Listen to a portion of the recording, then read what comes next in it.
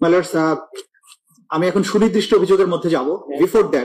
Before that page 60 আমি একটা ছোট্ট বিষয় যেটা এই মামলার ফর্মাল চার্জের সাথে অসম্ভব গুরুত্বপূর্ণ, সেটার প্রতি একটু দৃষ্টি আকর্ষণ করার পরেই আমি সুনির্দিষ্ট চার্জের দিকে চলে যাব। পেজ 60-তে ব্যক্তি পূজা এবং পারিবারিক উত্তরাধিকার, এই যে বাংলাদেশে ক্রাইমস এগেইনস্ট হিউম্যানিটি সংগঠনের পেছনে যে মনস্তাত্ত্বিক কারণগুলো ছিল সেটা এখানে বিশ্লেষণ করা হয়েছে। যেহেতু আওয়ামী লীগ মনে করে যে শুধুমাত্র শেখ মুজিবুর রহমানই বাংলাদেশের স্বাধীনতার একক কারিগর এবং তাকে বাংলাদেশের রাজনৈতিক ক্ষমতা এক ধরনের পারিবারিক উত্তরাধিকার হিসেবে চিত্রিত করে শেখ মুজিবের কন্যা হিসেবে শেখ হাসিনাকে জাতির অভিভাবক রূপে উপস্থাপন করা হয়। শেখ হাসিনা পরিবারের বিভিন্ন সদস্যদের নামে বাংলাদেশের বিভিন্ন স্থাপনার নামকরণ করা হয়। শেখ পরিবারের নিরাপত্তার জন্য বিশেষ আইন, শেখ পরিবারের বিভিন্ন ব্যক্তিগত ঘটনাকে জাতীয় দিবস হিসেবে উদযাপন, যে কোনো মাধ্যমে শেখ পরিবারের জন্য অবমাননাকার বিবেচিত হতে পারে এমন বক্তব্য বা লেখা নিষিদ্ধকরণ এবং শাস্তি প্রদান ইত্যাদির মাধ্যমে বাংলাদেশের গণতান্ত্রিক শাসন ব্যবস্থার চরম অবমাননা করে এক ধরনের ব্যক্তি তথা পরিবার কেন্দ্রিক স্বৈর শাসন প্রতিষ্ঠার অপচেষ্টা করা হয়। এমনকি সংবিধান সংশোধন করে শেখ মুজিবুর রহমানের এবং প্রধানমন্ত্রী হিসেবে তার নিজের ছবি সরকারি সহ সকল প্রতিষ্ঠানে প্রদর্শন পূর্বক ঝুলিয়ে রাখতে বাধ্য করা হয়। সারা দেশে হাজার হাজার কোটি টাকা রাষ্ট্রীয় কোষাগার হতে অপব্যয় করে শেখ মুজিবুর রহমানের মুরাল, মূর্তি এবং প্রতিকৃতি তৈরি করা হয়। শেখ মুজিবকে দেবতা স্বরূপ পূজনীয় রূপে কোমলমতি শিশুদের সামনে উপস্থাপন করার উদ্দেশ্যে শিক্ষা প্রতিষ্ঠানে মুজিবের জন্ম মৃত্যু বার্ষিকী সহ বিভিন্ন দিবস পালনে বাধ্য করা, প্রতিষ্ঠানের প্রতিকৃতি এবং মুরালের নামে মূর্তি স্থাপন, স্কুলের অ্যাসেম্বলিতে শেখ মুজিবের বন্দনা গাইতে শপথনামার পরিবর্তন, সকল অফিস আদালতে মুজিব কর্নার স্থাপনে বাধ্য করা, শেখ মুজিব সংক্রান্ত বই সকল প্রতিষ্ঠানে রাখতে বাধ্য করা, সরকারি সকল নথি চিঠির উপরে শেখ মুজিবের ছবি সম্বলিত লোগো স্থাপনে সরকারি আদেশ দ্বারা বাধ্য করা, শেখ পরিবারের বিভিন্ন সদস্যদের নামে শত শত প্রতিষ্ঠান সহ রাস্তাঘাট, ব্রিজ, কালভার্টের নামকরণ, জন্ম মৃত্যু দিবস পালনে বাধ্য করা, অঙ্কন প্রতিযোগিতা, ক্রীড়া প্রতিযোগিতার নামে জাতির সামনে পূজনীয় হিসাবে উপস্থাপনের চেষ্টা করা হয়। শেখ মুজিবুর রহমানের মূর্তি স্থাপন সহ মুজিব বন্দনায় রাষ্ট্রের 4,000 কোটি টাকারও বেশি খরচ হয়। সকল প্রিন্ট এবং ইলেকট্রনিক মিডিয়ায় নিয়মিতভাবে মুজিব বন্দনা প্রকাশ এবং সম্প্রচার করতে বাধ্য করা হয়। মাইলর্ড, আমি এখন ঘটনা প্রবাহের দিকে চলে যাচ্ছি। I will jump up to page 95। আমরা ঘটনা প্রবাহ লম্বা বর্ণনা দিয়েছি, আমি এখানে ঘটনা প্রবাহ 9 থেকে সামনের দিকে প্লেস করে যাচ্ছি। পেজ 95, প্যারাগ্রাফ নম্বর 3.9। 3রা আগস্ট 2024 সারা দেশে বিক্ষোভ মিছিল এবং শহীদ মিনারের সমাবেশ। বৈষম্য বিরোধী ছাত্র আন্দোলনের 9 দফা দাবির পক্ষে এবং সারা দেশে ছাত্র ও সাধারণ মানুষের উপর পুলিশ এবং ছাত্রলীগের নৃশংস হামলা এবং হত্যার প্রতিবাদে 3রা আগস্ট শনিবার বাংলাদেশে প্রায় প্রতিটি জেলার শহরে বিক্ষোভের রাজপথ উত্তাল হয়ে ওঠে। কোটা সংস্কার আন্দোলনের এই পর্বে শুধু শিক্ষার্থী নয়, শিক্ষক, অভিভাবক, আইনজীবী, সাংস্কৃতিক কর্মী, পেশাজীবী, শ্রমজীবী, সাধারণ মানুষ একসঙ্গে রাজপথে নেমে আসে। সবার মুখে এক স্লোগান, দাবি এক, দফা এক, শেখ হাসিনার পদত্যাগ। বৈষম্য বিরোধী ছাত্র আন্দোলনের ডাকে শনিবার রাজধানী সহ দেশের বিভিন্ন অঞ্চলে বিক্ষোভে উত্তাল হয়ে ওঠে। বিক্ষোভ মিছিলে যোগ দেন শিক্ষক, শিক্ষার্থী, সাংস্কৃতিক কর্মী, সাহিত্যিক থেকে শুরু করে সর্বস্তরের মানুষ। রাজধানীর আফতাবনগর, বাড্ডা, রামপুরা, বনশ্রী, মিরপুর 10, সায়েন্স ল্যাব সহ বিভিন্ন পয়েন্টে সকাল থেকে বিক্ষোভ শুরু হয়। পরে অনেক এলাকা থেকে খন্ড খন্ড বিক্ষোভ মিছিল নিয়ে শহীদ মিনারে জড়ো হতে থাকেন তারা। বেলা 3টার দিকে ছাত্র জনতার ঢল নামে সেখানে। এছাড়া গাজীপুর, চট্টগ্রাম, কুমিল্লা, সিলেট, নোয়াখালী, বরিশাল, বগুড়া, রাজশাহী, ফরিদপুরে বিক্ষোভে যোগ দেন হাজারো মানুষ। এর মধ্যে অনেক জায়গায় পুলিশ বিক্ষোভকারীদের উপর দফায় দফায় হামলা চালিয়েছে। এই ঘটনায় কমপক্ষে এক ব্যবসায়ী শহীদ এবং 28 জন গুলিবিদ্ধ সহ 2 শতাধিক মানুষ আহত হয়েছেন। গাজীপুরে শ্রীপুরে গুলিবিদ্ধ হয়ে এক ব্যবসায়ী শহীদ হন, সেখানে পুলিশের হামলায় কমপক্ষে 23 জন গুলিবিদ্ধ, শতাধিক লোক আহত হয়েছেন। কুমিল্লায় ছাত্রলীগ যুবলীগের হামলায় 5 শিক্ষার্থী গুলিবিদ্ধ, আহত হয়েছে 30 জন। আন্দোলনকারী শিক্ষার্থীরা বেলা 11টার দিকে বিক্ষোভ মিছিল নিয়ে ঢাকা ময়মনসিংহ মহাসড়কে মাওনা চৌরাস্তায় উড়াল সেতুর নিচে গেলে তাদের সম্মিলিত বাধা দেয় পুলিশ, আওয়ামী লীগ এবং সংগঠনের নেতাকর্মীরা। পরে দুপুর 12টার দিকে বিপুল সংখ্যক পুলিশ এসে শিক্ষার্থীদের উপর গুলি বর্ষণ করে। এ সময় 9 আন্দোলনকারী গুলিবিদ্ধ হন, যাদের মধ্যে 6 জন গুরুতর আহত ছিলেন। মাওনা শ্রীপুর সড়কের পাশে মাওনা হাইওয়ে সড়কে আন্দোলনকারীরা বিক্ষোভ প্রদর্শনকালে শ্রীপুর থানা, জেলা পরিষদ বিপুল সংখ্যক সদস্য পুলিশ এসে এলোপাতারি গুলি ছুড়ে আন্দোলনকারীদের ছত্রভঙ্গ করে। এ সময় পুলিশের গুলিতে জাহাঙ্গীর মুন্সি নামে এক লেপতোষক ব্যবসায়ী ঘটনাস্থলে শহীদ হন এবং 14 জন আন্দোলনকারী গুলিবিদ্ধ হন। ফরিদপুর সংঘর্ষে আহত হয় 15 জন। মালের আমি প্রত্যেকটা ডিস্ট্রিক্টে এটা যে ওয়াইড স্প্রেড অ্যান্ড সিস্টেম্যাটিক ছিল, গোটা বাংলাদেশ জুড়ে ছিল, সেগুলো সংক্ষিপ্ত বর্ণনা আমরা এখানে এনেছি। আমি নামগুলো করে যাচ্ছি কোন কোন জায়গায় কতজন মানুষ শহীদ হয়েছিলেন। ফরিদপুরে 15 জন, শরীয়তপুরে এখানে হামলা হয়, নওগাঁতে হয়, গাজীপুরে হয়, পঞ্চগড়ে হয়, ময়মনসিংহে হয়, হবিগঞ্জে হয়, কক্সেস বাজারে হয়, মাওলানা ভাসানী বিজ্ঞান ও প্রযুক্তি বিশ্ববিদ্যালয়ের শিক্ষার্থীরা অংশ নেয়, কুমিল্লাতে হয়, সিলেটের কোম্পানিগঞ্জ, বগুড়ায় বিক্ষোভকারীদের পুলিশ ছত্রভঙ্গ করতে কাঁদানো গ্যাসের শেল, সাউন্ড গ্রেনেড ও রাবার বুলেট ছড়ে এতে 6 জন গুলিবিদ্ধ হয়। গতকাল বিকাল 4টার দিকে, মানে ওই দিন তার আগের দিন শহরের সাতমাথা থেকে মিছিল নিয়ে শহর প্রদক্ষিণের সময় ঘটনা ঘটে। ওই দিনই সেনাপ্রধান তার অধীনস্থ অফিসারদের নিয়ে একটি গুরুত্বপূর্ণ বৈঠকে বসেন এবং সেখানে জুলাই বিপ্লবে আন্দোলনকারীদের উপরে গুলি ছোড়ার বিষয়ে সেনাবাহিনীর অফিসাররা অনাগ্রহ প্রকাশ করলে সেনাপ্রধান রক্তপাত না ঘটানোর সিদ্ধান্ত গ্রহণ করেন। তৎকালীন প্রধানমন্ত্রী আসামি, এইটা আমার 4 তারিখের আমরা বর্ণনা দিচ্ছি, সরি আমি 3 তারিখে বর্ণনা দিচ্ছি। তৎকালীন প্রধানমন্ত্রী আসামি শেখ হাসিনা, তৎকালীন স্বরাষ্ট্রমন্ত্রী আসাদুজ্জামান খান কামাল, তৎকালীন আইজিপি আব্দুল মামুন উল্লেখিত অপরাধ সংগঠনের উস্কানি, প্ররোচনা, উৎসাহ, সর্বোপরি তাদের অধস্তনদের নির্দেশ প্রদানের মাধ্যমে উপরোক্ত মানবতা বিরোধী অপরাধ সংগঠন করেছে। ঘটনা 10, 4 আগস্ট 2024 অসহযোগ আন্দোলন এবং ইতিহাসের জঘন্যতম হত্যাকাণ্ড। সকাল 10টা থেকেই শাহবাগে শেখ মুজিব বিশ্ববিদ্যালয় হাসপাতালের সামনে ছাত্রলীগ, আওয়ামী লীগ এবং নেতাকর্মীরা জড়ো হতে সশস্ত্র অবস্থানে থাকে। তারা রিভলভার, পিস্তল, শটগান, কাটার রাইফেল, রড, রামদা, বিভিন্ন ধরনের দেশীয় অস্ত্রশস্ত্র নিয়ে অবস্থান নেয়। আন্দোলনকারীরা শাহবাগে পৌঁছালে ছাত্রলীগ নেতাকর্মীরা তাদের মারধর করে। পরবর্তীতে ছাত্রদের উপর দায় চাপানোর জন্য হাসপাতালের ভেতরে আগুন লাগিয়ে দেয় সন্ত্রাসীরা। একই সময় বাংলা মোটর, আজিমপুর, খিলগাঁও, মোহাম্মদপুর, উত্তরা, টিকাটুলি, যাত্রাবাড়ি, ফার্মগেট, কারওয়ান বাজার, মিরপুর 10, শাহবাগ এলাকায় সংঘর্ষ ছড়িয়ে পড়ে। হামলা, গুলি, গ্রেনেড এবং লাশ। বাংলা মোটরে আওয়ামী লীগ নেতাকর্মীরা প্রকাশ্যে গুলি ছোড়ে আন্দোলনকারীদের ছত্রভঙ্গ করে দেয়। আজিমপুরে হাসিবুর রহমান মানিকের নেতৃত্বে আওয়ামী লীগ নেতাকর্মীরা শিক্ষার্থীদের উপর নৃশংস হামলা চালায়। উত্তরায় শিক্ষার্থীদের উপর চালানো গুলিতে অন্তত 18 জন গুলিবিদ্ধ হয়ে হাসপাতালে ভর্তি হন। মোহাম্মদপুর বাস স্ট্যান্ডে আওয়ামী লীগ কর্মীরা লাঠি এবং দেশীয় অস্ত্র নিয়ে জড়ো হয়ে পুলিশকে সহযোগিতা করে নিরস্ত্র শিক্ষার্থীদের উপর হামলা চালায়। খিলগাঁওয়ের অলিতে গলিতে ছাত্রলীগ, পুলিশ এবং সরকার সমর্থিত সন্ত্রাসীরা একত্র হয়ে আন্দোলনকারীদের উপর নির্বিচার হামলা চালায়।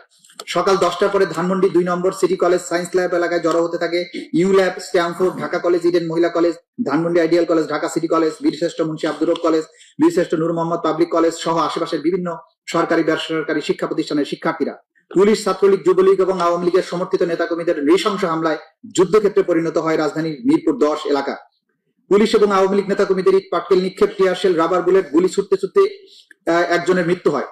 সিলেট, রংপুর, পাবনা, কিশোরগঞ্জ, মুন্সিগঞ্জ, সিরাজগঞ্জ, কক্সবাজার, বরিশাল, বগুড়া, শেরপুর, ভোলা, জয়পুরহাট, সাভার, হবিগঞ্জ সহ মোট 19 জেলায় সহিংসতায় শহীদ হন অন্তত 91 জন। বেশিরভাগই শিক্ষার্থী, নিরস্ত্র আন্দোলনকারী। শহীদদের মধ্যে বহুজন সরকারি বাহিনীর গুলিতে প্রাণ হারান। সরকারের কঠোর দমন পীড়নের পদক্ষেপ হিসেবে বিকাল 6টা থেকে অনির্দিষ্টকালের জন্য কারফিউ জারি করা হয়। সারাদিন আহত এবং শহীদদের বহন করে ঢাকা মেডিকেল কলেজে মিনিটে মিনিটে আসতে থাকে অ্যাম্বুলেন্স। আন্দোলনকারীরা শহীদ মিনার থেকে শাহবাগের দিকে মিছিলে গিয়ে চিৎকার করতে থাকেন, আমার ভাই মরলে কেন, শেখ খুনি হাসিনা জবাব দে, এক দফা দাবি এক, শেখ হাসিনার পদত্যাগ। ওই দিন বর্ণিত স্থানসমূহ বাইরেও খুলনা, বাগেরহাট, ঝালকাঠি, বরিশাল সহ শহরের অধিকাংশ আইন শৃঙ্খলা বাহিনীর ছত্রছায়ায় আওয়ামী ক্যাডাররা সশস্ত্র আক্রমণ চালালে মারাত্মক জখমের শিকার হয়। তৎকালীন প্রধানমন্ত্রী আসামি শেখ হাসিনা, তৎকালীন স্বরাষ্ট্রমন্ত্রী আসাদুজ্জামান খান কামাল, তৎকালীন আইজিপি চৌধুরী আব্দুল মামুন উল্লেখিত অপরাধ সংগঠনের উস্কানি, প্ররোচনা, উৎসাহ, সর্বোপরি অধস্তনদের নির্দেশ প্রদানের মাধ্যমে উপরোক্ত মানবতা বিরোধী অপরাধ সংগঠন করেছেন। ঘটনা 11, 5 আগস্ট 2024, মার্চ টু ঢাকা। স্বাধীন বাংলাদেশের ইতিহাসে এক অবিস্মরণীয় দিন। ফ্যাসিস্ট শেখ হাসিনার দানবীয় শাসন ব্যবস্থা এবং দাম্ভিকতার পতন। 2024 সালের 5 আগস্ট বাংলাদেশের ইতিহাসে এক বিভীষিকাময় দিন হিসেবে চিহ্নিত হয়ে আছে। ফ্যাসিবাদী শেখ হাসিনার পতনের দিনে যখন লাখো জনতা মার্চ টু ঢাকা আন্দোলনের মাধ্যমে রাস্তায় নেমে আসে, তখন সরকারের দমন পীড়নের নিষ্ঠুরতা চূড়ান্ত সীমায় পৌঁছায়। সকাল থেকে সেনাবাহিনী জানত শেখ হাসিনার শাসনের অবসান ঘটেছে, কিন্তু হাসিনার অনুগত পুলিশ বাহিনীর কিছু সদস্য বাস্তবতা অস্বীকার করে প্রাণপণে গণবিপ্লব রুখে দেওয়ার চেষ্টা করে। শহরের বিভিন্ন প্রবেশ পথে, কেন্দ্রস্থলে পুলিশের আর্মড ইউনিট, আনসার সদস্য, ছাত্র, সাধারণ মানুষকে লক্ষ্য করে নির্বিচারে প্রাণঘাতী রাইফেল এবং শটগানের গুলি ছোড়ে। চানখারপুল, শাহবাগ, রামপুরা ব্রিজ, বাড্ডা, মিরপুর, আজমপুর, আশুলিয়া, গাজীপুর প্রতিটি স্থানে রক্তাক্ত লাশ ছড়িয়ে পড়তে থাকে, যাদের অধিকাংশ ছিল কিশোর বা শিক্ষার্থী। রাজধানীর চানখারপুলে গুলিতে 6 জন ছাত্র জনতা শহীদ হন। আশুলিয়াতে পুলিশের ভয়াবহতা চরমে পৌঁছে। এখানে বহু সংখ্যক নিরীহ নিরস্ত্র মানুষকে হত্যা করা হয়। এর মধ্যে 6 জনকে, যাদের মধ্যে একজন জীবিত ছিল, পরবর্তীতে লাশ পুড়িয়ে দিয়ে পৈশাচিকতার চরম দৃষ্টান্ত স্থাপন করে। গাজীপুরের এক রিক্সা চালককে খুব কাছ থেকে গুলি করে হত্যা করে মরদেহ গুম করে ফেলা হয়। আশুলিয়ায় 16 বছর বয়সী এক কিশোরকে গুলি করে চিরতরে ভঙ্গ করা হয়। এমনকি 12-14 বছরের কিশোরদের দেহ ছিল পুলিশের লক্ষ্যবস্তু, যাদের শরীর ঝাঁঝরা হয়ে যায় শটগানের পিলেটে। প্রত্যক্ষদর্শীরা জানিয়েছেন, পুলিশ কারো পরিচয় না জেনেই, কোনো হুমকি ছাড়াই যাকে দেখেছে তাকেই গুলি করেছে, যেন শহর জুড়ে বুলেটের বৃষ্টি চলছিল। মর্মান্তিকভাবে কিছু এলাকায় পুলিশ গুলিবিদ্ধ মরদেহ পুলিশ ভ্যানে উঠিয়ে আগুন লাগিয়ে পুড়িয়ে ফেলে। এমন বিভৎস পরিস্থিতি তৈরি করে যাতে জনগণ ভেবে নেয় এই প্রাণহানির জন্য দায়ী তারাই, যারা প্রতিবাদ করেছিল। 5 আগস্ট ছিল মুক্তির সূচনা, কিন্তু সেই দিনটি রঙিন হওয়ার বদলে রঞ্জিত হয়েছিল রক্তে। এটি ছিল হাজারো মায়ের কান্নার দিন, এক নিষ্ঠুর শাসকের শেষ মুহূর্তের হিংস্র সবল। এই দিন সারা দেশে স্বৈরাচারী শেখ হাসিনার নির্দেশে তার অনুগত পুলিশ বাহিনীর কিছু সদস্য, আওয়ামী লীগ, ছাত্রলীগ, আওয়ামী লীগের অঙ্গ সংগঠন সমূহের সশস্ত্র সন্ত্রাসীরা বিভিন্ন শহর এবং অঞ্চলে নিরীহ নিরস্ত্র ছাত্র জনতার উপরে নির্বিচারে হামলা চালালে শত শত মানুষ নিহত হয়, হাজার হাজার মানুষ গুরুতর জখমপ্রাপ্ত হয়।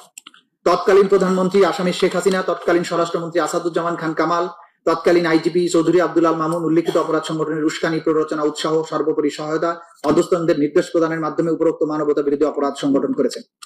চিকিৎসা প্রদানে বাধা। তৎকালীন আওয়ামী ফ্যাসিস্ট সরকারের বিভিন্ন বাহিনী এবং আওয়ামী লীগের বিভিন্ন অঙ্গ সংগঠনের সশস্ত্র ক্যাডারদের আক্রমণে চলমান আন্দোলনে আহত এবং গুরুতরভাবে জখমপ্রাপ্ত ব্যক্তিদের চিকিৎসা গ্রহণে বাধা প্রদান করে। প্রত্যক্ষদর্শীদের বিবরণ এবং ভিডিও থেকে প্রমাণ জানা যায়, পুলিশের ডিটেকটিভ ব্রাঞ্চ, ডিজিএফআই, এনএসআই এবং আওয়ামী লীগের সমর্থকেরা এই চিকিৎসা সহায়তায় বাধা প্রদান করে। চিকিৎসা সহায়তায় বাধাগ্রস্ত করার জন্য অ্যাম্বুলেন্স আটকে দেওয়া, হাসপাতাল এলাকায় অবস্থান নিয়ে বিক্ষোভকারীদের তথ্য সংগ্রহ করা, যে রোগীদের জরুরি চিকিৎসার প্রয়োজন তাদের চিকিৎসা না দিয়ে গ্রেপ্তার করা এবং চিকিৎসা প্রদানকারী কর্মীদের ভয় দেখানো হয়। তার অংশ হিসাবে চিকিৎসা প্রদানকারী চিকিৎসককে দুর্গম অঞ্চলে বদলি করা হয়। ডিজিএফআই, এনএসআই এর সহ গোয়েন্দা ও নিরাপত্তা সংস্থাগুলো হাসপাতালগুলোতে অভিযান চালিয়ে মেডিকেল রেকর্ড জব্দ করে এবং চিকিৎসা প্রদানকারী কর্মীদের মিথ্যা রিপোর্ট তৈরি করতে বা চিকিৎসা প্রদানে অস্বীকার করতে চাপ দেয়। এই ধরনের ইচ্ছাকৃত চিকিৎসা সেবা ব্যবস্থা ব্যাহত করার ফলে আহত যখন গুরুতর আকার ধারণ করে এবং অনেকে মৃত্যুর ঘটনা ঘটে। ভুক্তভোগী এবং প্রত্যক্ষদর্শীদের বিবরণ ইঙ্গিত করে যে পুলিশ প্রায়ই চিকিৎসা সহায়তা দিতে ইচ্ছাকৃতভাবে বাধা দিয়েছে, যেমনটা শেখ আসহাবুল ইয়ামিনের মৃত্যুর ঘটনায় দেখা যায়। ডিজিএফআই, এনএসআই, ডিটেকটিভ ব্রাঞ্চ এবং অন্যান্য সংস্থা হাসপাতালগুলোতে নজরদারিতে অংশ নেয়। তারা গুলিবিদ্ধ রোগীদের শনাক্ত করে চিকিৎসা কর্মী এবং আহতদের জিজ্ঞাসাবাদ করে তাদের আঙ্গুলের ছাপ নেয়। কোনো আইনি প্রক্রিয়া ছাড়াই বিক্ষোভকারী শনাক্ত, নিরাপত্তা বাহিনী সহিংসতার প্রমাণ লুকাতে তারা চিকিৎসার নথি এবং অনেক হাসপাতালের সিসিটিভি ফুটেজ ধ্বংস করে ফেলে। আহত বিক্ষোভকারীদের যথাযথ চিকিৎসা না দিতে চিকিৎসা কর্মীদের উপর চাপ দেওয়া হয়। আহতদের আঘাতের কারণ সঠিকভাবে লিপিবদ্ধ না করতে চাপ দেওয়া হয়। একাধিক সাক্ষ্যের মাধ্যমে জানা যায় যে এটি ঊর্ধ্বতন মহলের নির্দেশে করা হয় এবং এর মধ্যে হাসপাতাল পরিদর্শনে আসা ঊর্ধ্বতন কর্মকর্তারাও ছিলেন। নিরাপত্তা বাহিনী এবং বিভিন্ন গোয়েন্দা সংস্থা বিভিন্ন হাসপাতালে একই ধরনের বাধা প্রয়োগ করেছে, যা থেকে প্রতীয়মান হয় উপর মহল থেকে সকল স্থানে একই কৌশল অবলম্বন করতে বলা হয়েছে। কোন এক হাসপাতালে গুলিবিদ্ধ হয়ে মারা যাওয়া ব্যক্তিদের মৃত্যুকে দুর্ঘটনা হিসেবে রেকর্ড করার নির্দেশ দেওয়া হয়। নির্দেশ না মানলে চিকিৎসা কর্মীদের বিরুদ্ধে মামলা করার হুমকি দেওয়া হয়। অন্য একটি হাসপাতালে পুলিশের নির্দেশ দেওয়া ছিল যে গুলিবিদ্ধ কাউকে ভর্তি না করার। অন্য একটি হাসপাতালে আওয়ামী লীগের একজন সংসদ সদস্য সরাসরি চিকিৎসাদের হুমকি দিয়ে আহত বিক্ষোভকারীদের চিকিৎসা প্রদান করতে বন্ধ করে দেয়। দুইজন চিকিৎসককে সেই নির্দেশ না মানে ডিটেকটিভ ব্রাঞ্চ তাদের গ্রেপ্তার করে। এর ফলে অন্যান্য আহতরা আতঙ্কে লুকিয়ে যায়। আরেক হাসপাতালে ডিজিএফআই, এনএসআই এর সদস্যরা আহত বিক্ষোভকারীদের চিকিৎসা প্রদানকারী চিকিৎসকদের জেরা করে নাম ঠিকানা লিখে রাখে। একটা হাসপাতালে যেখানে বিক্ষোভকারীরা চিকিৎসা নিচ্ছিল সেখানে 18 জুলাই একটি অজ্ঞাতনামা ব্যক্তি ফোন করে চিকিৎসা বন্ধ করতে হুমকি প্রদান করে। ছাত্রলীগ, আওয়ামী লীগ তাদের অঙ্গ সংগঠনের সমর্থকরা হাসপাতালে প্রবেশ পথে উপস্থিত থেকে অ্যাম্বুলেন্স, অন্যান্য ব্যক্তিগত গাড়ি, রিক্সা আটকে দিতে পুলিশকে সাহায্য করে। ফলে তীব্র চাপের ফলে স্বাভাবিক চিকিৎসা সেবা ব্যাহত হয়। অনেক আহত বিক্ষোভকারী, বিশেষ করে যারা গুলিবিদ্ধ, তারা বিভিন্ন চাপ ও ভয় প্রদর্শনের কারণে বেসরকারি হাসপাতালে প্রয়োজনীয় চিকিৎসা পাননি। অন্যদিকে অনেক চিকিৎসক, স্বাস্থ্যকর্মী নিজেদের জীবনের ঝুঁকি নিয়ে জরুরি ভিত্তিতে বিনা খরচে আহতদের চিকিৎসা দিয়েছেন, যার মধ্যে রাজধানীর ইবনে সিনা মেডিকেল কলেজ হাসপাতাল কৌশলে মহিলা ওয়ার্ডে পুরুষ জখমীদের চিকিৎসা প্রদান করে হেলমেটধারী ছাত্রলীগের তল্লাশি থেকে বাঁচার জন্য। নারী এবং শিশুদের প্রতি নিষ্ঠুরতা। তৎকালীন আওয়ামী ফ্যাসিস্ট সরকারের বিভিন্ন বাহিনী এবং আওয়ামী লীগের বিভিন্ন অঙ্গ সংগঠনের রাজনৈতিক নেতাকর্মীদের মাধ্যমে চলমান আন্দোলনে নারী ও শিশুদের প্রতি নিষ্ঠুরতার দৃশ্য ফুটে ওঠে। নারী আন্দোলনকারীরাও নিরাপত্তা বাহিনী ও সশস্ত্র আওয়ামী লীগ কর্মীদের হামলা থেকে রেহাই পায়নি। ঢাকা বিশ্ববিদ্যালয় ইডেন কলেজে নারী শিক্ষার্থীদের উপর হামলার পাশাপাশি ঢাকার বিভিন্ন স্থানে যাত্রাবাড়ি, উত্তরা, ধানমন্ডি, মিরপুর, ঢাকার বাইরে সাভার, কুমিল্লা, সিলেট, রংপুরে নারী বিক্ষোভকারীদের উপর হামলা করা হয়। অনুরূপভাবে তাদেরকে নির্বিচারে গ্রেপ্তার ও নির্যাতন করে অন্যান্য নিপীড়নের শিকার হতে হয়েছে, যাতে নারীরা বিক্ষোভে অংশগ্রহণ না করে এবং নেতৃত্ব না দেয়, এই জন্য তাদের নির্যাতন করা হয়। নারীদের শারীরিক নির্যাতনের লক্ষ্যে তাদের মুখ, বক্ষ, পেলভিস, নিতম্ব ইত্যাদি লক্ষ্য করে আঘাত করা হয়। আঘাত করার পাশাপাশি নারী পরিচয়ের কারণে লাঞ্ছিত করা হয়। শারীরিক সহিংসতার পাশাপাশি বিক্ষোভকারী নারীদেরকে বেশ্যা, পতিতা, পাইকারি মেয়ে ইত্যাদি অকথ্য ভাষায় গালমন্দ করা হয়। পুলিশ এবং আওয়ামী লীগ, ছাত্রলীগ সহ তাদের অঙ্গ সংগঠনের কর্মীরা নারী বিক্ষোভকারীদের ধর্ষণ, উলঙ্গ করে দেওয়া সহ বিভিন্ন যৌন হয়রানির হুমকি দেয়। আওয়ামী লীগ কর্মীদের হাতে নারী বিক্ষোভকারীদের শারীরিক যৌন সহিংসতার একটা ঘটনা ঘটেছে আগস্টের প্রথম দিকে ঢাকায়। বাঁশের লাঠি হাতে কয়েকজন পুরুষ এক মহিলাকে আটকিয়ে তিন আন্দোলনকারী কিনা জানতে চায়, তার ব্যাগ এবং ফোন তল্লাশি করে একটি বাংলাদেশের পতাকা পাওয়ায় তার চুল টেনে ধরে, পোশাক ছিঁড়ে ফেলে এবং বক্ষ নিতম্বে চাপ দিয়ে ধরে রাখে ও অশ্লীল গালিগালাজ করে।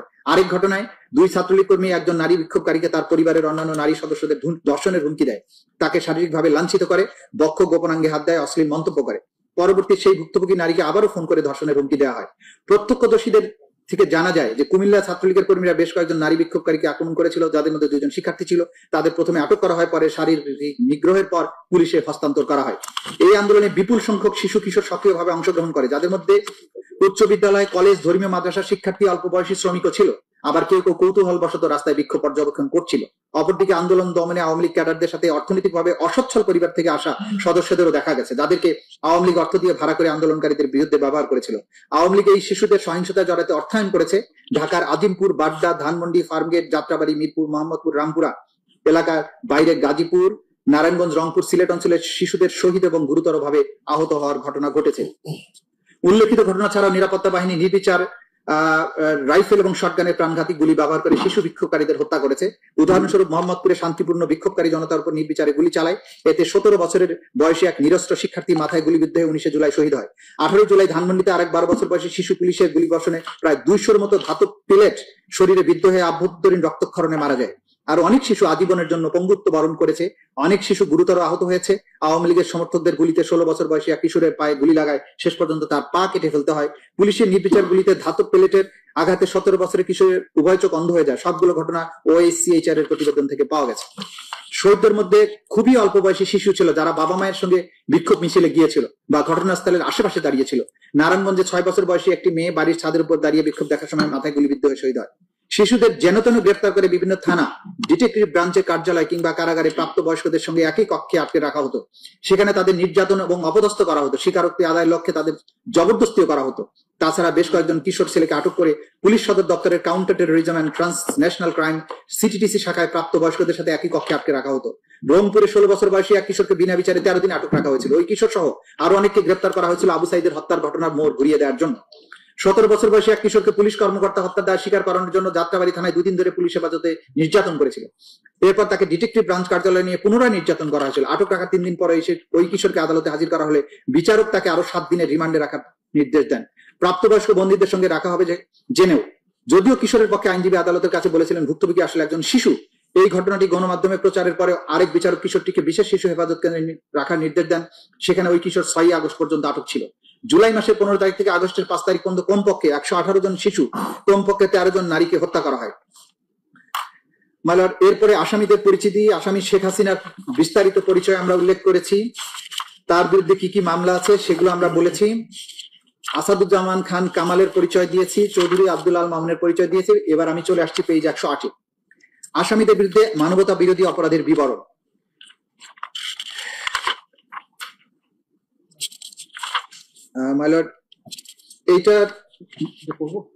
এইটা মোরাললেস এটা এসে গেছে, আমি 110 থেকে আসছি।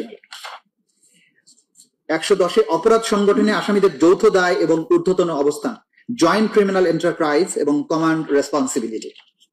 বাংলাদেশের তৎকালীন প্রধানমন্ত্রী তথা নির্বাহী বিভাগের প্রধান, বাংলাদেশ আওয়ামী লীগের সভাপতি এবং 14 দলীয় জোট প্রধান হিসেবে আসামি শেখ হাসিনা ছিলেন সকল ক্ষমতা এবং কর্তৃত্বের সর্বোচ্চ কেন্দ্রবিন্দু।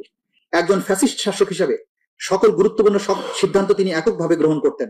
তার সকল রাজনৈতিক এবং প্রশাসনিক সিদ্ধান্ত বাস্তবায়ন এবং সমর্থনের মাধ্যমে অধীনস্থরা তাকে সন্তুষ্ট করে তার কৃপা দৃষ্টি লাভ করার জন্য সর্বদা সচেষ্ট থাকত। জুলাই বিপ্লবে সংগঠিত সকল মানবতা বিরোধী অপরাধের প্রধান এবং একমাত্র কারণ ছিল যে কোনো মূল্যে শেখ হাসিনাকে ক্ষমতায় টিকিয়ে রাখা। সেদিক দিকে বিবেচনা করলে জুলাই বিপ্লবে সংগঠিত সকল অপরাধের নিউক্লিয়াস ছিলেন শেখ হাসিনা। তার অধীনস্থ অন্যান্য অপরাধীরা বিশ্বাস করত যে শেখ হাসিনা ক্ষমতায় টিকে থাকলে তারাও টিকে থাকবে এবং সকল অপরাধ করা সত্ত্বেও তারা নিরাপদে থাকবে এবং আনুগত্যের জন্য পুরস্কৃত হবে। শেখ হাসিনা ছিলেন সকল অপরাধীর প্রাণভোমরা।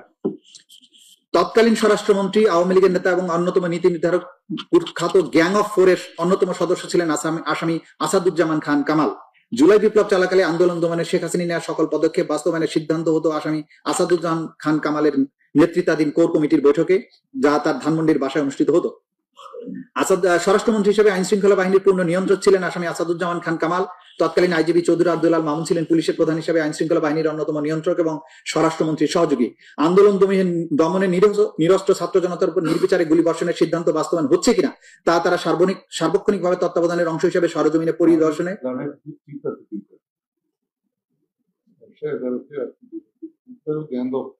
জি গ্যাং অফ 4 এটা খুব পরিচিত একটা শব্দ ছিল। 4 জন ব্যক্তিকে নিয়ে একটা বিশেষ কমিটি ছিল। সেই কমিটি বসে কমিটির সদস্য ছিলেন আসাদুজ্জামান খান কামাল, সালমান এফ রহমান, ওবায়দুল কাদের এবং আনিসুল হক। তারা বসে সরকারের ক্যাবিনেটের বাইরে মিনি ক্যাবিনেট হয়ে কোথায় আক্রমণ হবে, কাকে মারা হবে, কাকে ধরা হবে, এই প্ল্যান গুলো করতো। এই জন্য এদেরকে গ্যাং অফ ফোর বলা। আচ্ছা আচ্ছা, আন্দোলন দমনে নিরীহ ছাত্র জনতার উপর নির্বিচারে গুলিবর্ষণের সিদ্ধান্ত বাস্তবায়ন হচ্ছে কিনা তার সার্বক্ষণিক তত্ত্বাবধানের অংশ হিসেবে সরজমিনে পরিদর্শন এবং পর্যবেক্ষণ করতেন।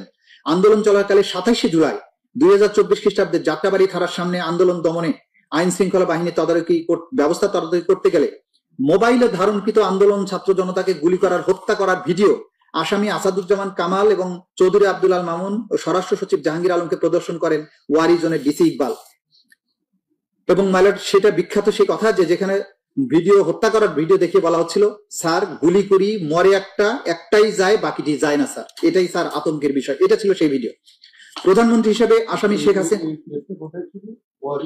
ওয়ারিতে প্রধানমন্ত্রী হিসেবে আসামি শেখ হাসিনা, স্বরাষ্ট্রমন্ত্রী হিসেবে আসাদুজ্জামান খান কামাল এবং আইজিপি হিসেবে চৌধুরী আব্দুল আল মামুন ঊর্ধ্বতন অবস্থানে থেকে যৌথ নির্দেশনায় জয়েন্ট ক্রিমিনাল এন্টারপ্রাইজ এবং কমান্ড রেসপন্সিবিলিটির মাধ্যমে তাদের অধীনস্থ নিয়ন্ত্রণাধীন সশস্ত্র আওয়ামী ক্যাডার, আইন শৃঙ্খলা বাহিনীর সদস্যদের মাধ্যমে দেশব্যাপী প্রাণঘাতী অস্ত্র ব্যবহার করে নিরীহ নিরস্ত্র ছাত্র জনতার উপর গুলি চালিয়ে 1.5 সহস্রাধিক মানুষকে নৃশংসভাবে হত্যা করে। তদন্তপ্রাপ্ত ঘটনা এবং প্রমাণাদির আলোকে ইন্টারন্যাশনাল ক্রাইমস ট্রাইব্যুনালস অ্যাক্ট 1973 3-2 ধারার অধীনে সংঘটিত অপরাধ সমূহ আসামি শেখ হাসিনা, আসাদুজ্জামান কামাল, আসামি চৌধুরী আব্দুল আল মামুনের বিরুদ্ধে উল্লেখিত আইনের 4-2, 4-3 ধারায় ঊর্ধ্বতন অবস্থান এবং আইনগত দায় সুস্পষ্টভাবে প্রতীয়মান হয়। তদন্তে গৃহীত ব্যবস্থা মেলাটা আমি স্কিপ করে যাচ্ছি, এখানে লম্বা ব্যবস্থা আমরা কখন কি কি করেছি সেগুলো বলেছি। আমি চলে আসছি পেজ 114-তে। আসামিদের কর্তৃক সংগঠিত সুনির্দিষ্ট মানবতা বিরোধী অপরাধ সমূহ, পেজ 114। তদন্তকালে আসামি শেখ হাসিনা, আসামি আসাদুজ্জামান খান কামাল, আসামি চৌধুরী আব্দুল আল মামুনের বিরুদ্ধে আরো অন্যান্য অভিযোগ ছাড়াও নিম্নলিখিত সুনির্দিষ্ট মানবতা বিরোধী অপরাধ সংগঠনের প্রাথমিক সত্যতা পাওয়া গেছে। সুনির্দিষ্ট অপরাধ 1, 14 জুলাই 2024 খ্রিস্টাব্দে গণভবনে আয়োজিত সংবাদ সম্মেলনে আসামি শেখ হাসিনার উস্কানিমূলক বক্তব্য প্রদান। এর প্রেক্ষিতে আসাদুজ্জামান খান কামাল, আসামি চৌধুরী আব্দুল আল মামুন সহ তৎকালীন সরকারের অন্যান্য ঊর্ধ্বতন কর্তৃপক্ষের প্ররোচনা, সহায়তা, সম্পৃক্ততায় তাদের অধীনস্থ নিয়ন্ত্রণাধীন আইন শৃঙ্খলা বাহিনীর সদস্য সশস্ত্র আওয়ামী সন্ত্রাসী কর্তৃক ব্যাপক মাত্রায় এবং পদ্ধতিগতভাবে নিরীহ নিরস্ত্র ছাত্র জনতার উপর আক্রমণের অংশ হিসেবে murder, attempt to murder, torture, inhuman acts করার অপরাধ সমূহ সংগঠনের প্ররোচনা, অ্যাবেটমেন্ট, উস্কানি, সহায়তা, সম্পৃক্ততা, অপরাধ সংগঠন প্রতিরোধে ব্যর্থতা, অপরাধ সংগঠনের জন্য দায়ী ব্যক্তিদের শাস্তি প্রদান না করা, ফেইলিয়ার টু পানিশ, এবং ষড়যন্ত্র করার অপরাধ যা আসামিদের জ্ঞাতসারে সংগঠিত। ঘটনাস্থল 1, গণভবন এবং সমগ্র বাংলাদেশ। ঘটনার তারিখ এবং সময় 14 জুলাই 2024 খ্রিস্টাব্দ থেকে 5 আগস্ট 2024। অপরাধের ধরন হত্যা, মার্ডার, হত্যার চেষ্টা, অ্যাটেম্পট টু মার্ডার, নির্যাতন, টর্চার, অন্যান্য অমানবিক আচরণ, ইনহিউম্যান অ্যাক্টস করার অপরাধ সমূহ সংগঠনের প্ররোচনা, অ্যাবেটমেন্ট, উস্কানি, ইনসাইটমেন্ট, সহায়তা, ফ্যাসিলিটেট, সম্পৃক্ততা, কমপ্লিসিটি, অপরাধ সংগঠন এবং প্রতিরোধে ব্যর্থতা, ফেইলিয়ার টু প্রিভেন্ট, ষড়যন্ত্র, কনস্পিরেসি মাধ্যমে the international crimes tribunals act 1973 এর 32AGH 414243 ধারার মানবতা বিরোধী অপরাধ সংগঠন, যা এই আইনের 20-2 এবং 20-A ধারায় শাস্তিযোগ্য। আসামিদের নাম শেখ হাসিনা, আসাদুজ্জামান খান কামাল, চৌধুরী আব্দুল আল মামুন। অভিযোগের বিবরণ: 2024 সালে সরকারি চাকরিতে কোটা প্রথার যৌক্তিক সংস্কারের দাবিতে আন্দোলন চলাকালে 14 জুলাই 2024 তারিখ গণভবনে তৎকালীন প্রধানমন্ত্রী, আওয়ামী লীগ সভাপতি, 14 দলীয় জোট প্রধান আসামি শেখ হাসিনা সংবাদ সম্মেলনের আয়োজন করেন। উক্ত সংবাদ সম্মেলনে তিনি শিক্ষার্থীদের যৌক্তিক কোটা সংস্কার দাবি প্রসঙ্গে অবজ্ঞাসূচক এবং হিংসাত্মক বক্তব্য প্রদান করেন। বিশেষত আন্দোলন দমনের উদ্দেশ্যে তিনি সাধারণ শিক্ষার্থীদের রাজাকারের বাচ্চা, রাজাকারের নাতিপুতি বলে গালি দেওয়ার মাধ্যমে প্রকারান্তরে নিরীহ নিরস্ত্র আন্দোলনকারী ছাত্র জনতাকে রাজাকারের সাহেবে আখ্যায়িত করে তাদের নির্মূলের প্ররোচনা দেন। শেখ হাসিনার উপরোক্ত উস্কানিমূলক ও হিংসাত্মক বক্তব্যের প্রেক্ষিতে ছাত্রলীগের সশস্ত্র সন্ত্রাসীরা ঢাকা বিশ্ববিদ্যালয় এলাকায় শান্তিপূর্ণ আন্দোলনকারীদের শিক্ষার্থীদের উপর হামলা চালায়। সেই সময় আসামি আসাদুজ্জামান খান কামাল, চৌধুরী আব্দুল আল মামুনের অধীনস্থ নিয়ন্ত্রণাধীন আইন শৃঙ্খলা রক্ষাকারী বাহিনীর সশস্ত্র ছাত্রলীগের সন্ত্রাসীদের বিরুদ্ধে কোনো ব্যবস্থা গ্রহণ না করে তাদেরকে উপরোক্ত অপরাধ সংগঠনে সহায়তা করে।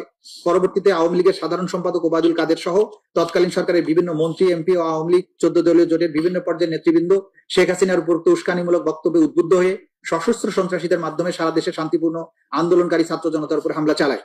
শেখ হাসিনার উপরোক্ত উস্কানিমূলক বক্তব্যের প্রেক্ষিতে তৎকালীন সরকারের স্বরাষ্ট্রমন্ত্রী আসাদুজ্জামান খান কামাল, তৎকালীন আইজিপি চৌধুরী আব্দুল আল মামুন তাদের অধীনস্থ আইন শৃঙ্খলা বাহিনীর সদস্যদের নিরীহ নিরস্ত্র আন্দোলনকারীদের উপর সশস্ত্র আক্রমণ চালানোর নির্দেশনা প্রদান করেন। এই সকল সশস্ত্র আক্রমণের ধারাবাহিকতায় 5ই আগস্ট 2024 পর্যন্ত সারা দেশে 1.5 সহস্রাধিক মানুষকে হত্যা করা হয়, 25 সহস্রাধিক মানুষকে গুরুতর জখম করা হয়। এই আক্রমণে অনেকে স্থায়ীভাবে অঙ্গহানি এবং অন্ধত্ব বরণ করা সহ চিরতরে পঙ্গু হয়ে যায়।